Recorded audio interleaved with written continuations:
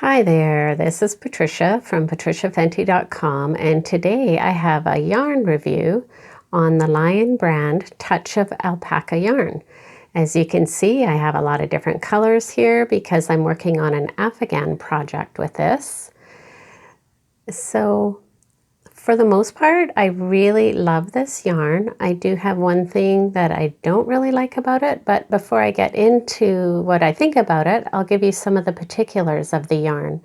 So it is made by Lion brand, Touch of Alpaca. It's a number 4 medium weight yarn. This ball is 3.5 ounces or 100 gram, and there's 207 yards or 190 meters. So they're saying this is suitable for a number 7 or 4.5 millimeter knitting needle or an I9 or 5.5 millimeter crochet hook.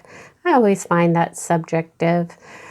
And the content of this yarn is it's actually 90% acrylic, and it's mostly acrylic with 10% alpaca. But the alpaca content does give it a real feel of a wool type yarn. It's really quite amazing that such a little amount of alpaca could make such a difference in the yarn.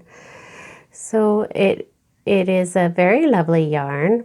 I am using it to do this Afghan project, and I'm creating a variety of granny square patterns.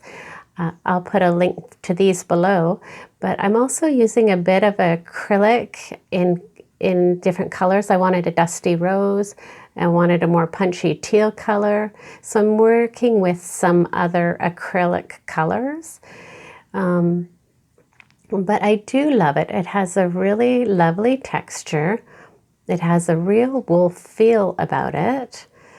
But the one complaint that I do have is that the texture of the yarn when you're crocheting with it, I'm not a knitter, so I don't know if this is the same with knitting, but with crocheting, there is a little bit of friction with the yarn. So as it moves through your hands, if you use your hand to control your tension, it can be a little bit tight.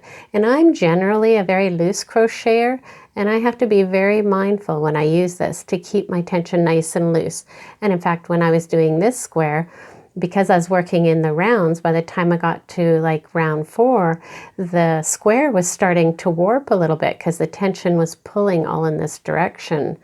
And I have a video tutorial, by the way, on how to prevent that from happening, which is essentially if you have a yarn where you're getting too much tension or the way you hold your tension is a bit tight.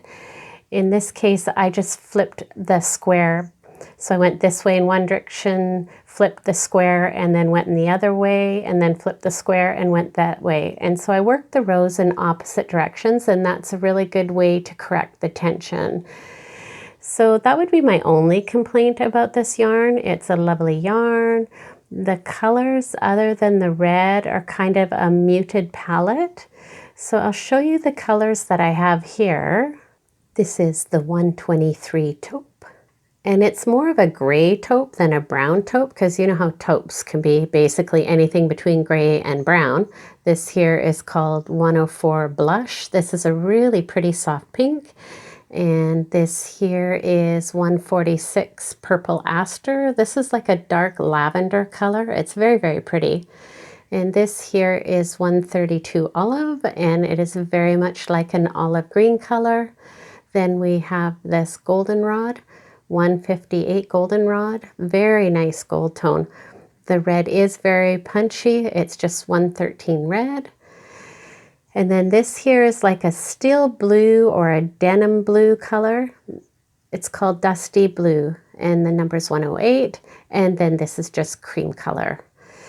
And they do have more colors than this. These are just the ones that I chose. So overall, I would give it like a 4.5 out of 5. It is a lovely yarn to work with, except for that bit of friction, so you have to pay attention to your tension.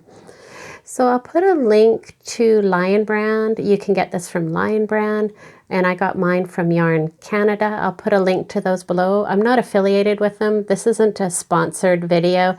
It's just a review on the yarn that I have and what I think about it. So I hope you find this helpful, and please give it a thumbs up and subscribe to my YouTube channel for more creative and inspiring videos. Thank you for joining me.